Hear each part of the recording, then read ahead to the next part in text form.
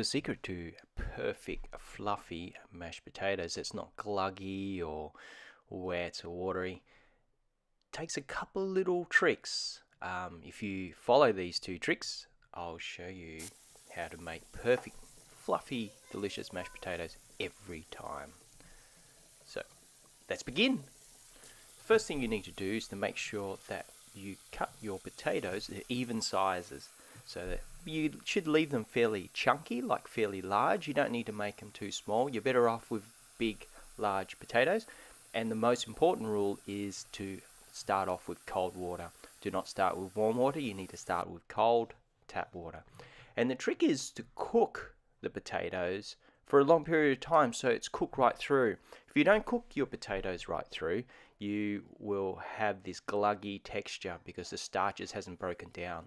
So the potatoes should fall and break like that. And when that's happened, you need to strain it and strain it. And while it's still hot, you need to start mashing it.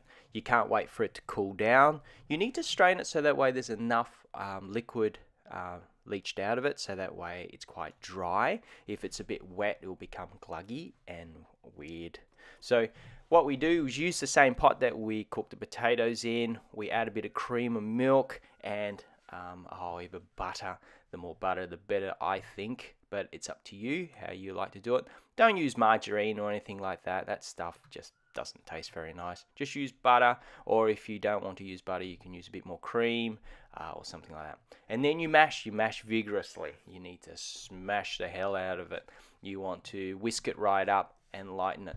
Do not use a blender, do not use a bar mix, do not use any of that, because what it does is really overworks the starches in the potato and you end up with a plaster glue. It's really gross. So don't do that. You just want to mash it as much as you can, and if you cook the potatoes right through, like I explained, so that the potato is completely falling apart, then you'll get this really nice consistent mash. Once you've done that, what you need to do is add a bit more liquid to find the right consistency. The French kind of style mash is quite runny and soft. You might like it quite thick and hard, so that's completely entirely up to you. Once you've done that, I like to throw some more butter in it. But you want to start off with it fairly dry, and then you add the liquid to it eventually, because if you just put the liquid straight away, it will be harder to mash. The potatoes don't get a chance to really break down. So I would just slowly add the liquid in later, and then add tons of salt and white peppercorns.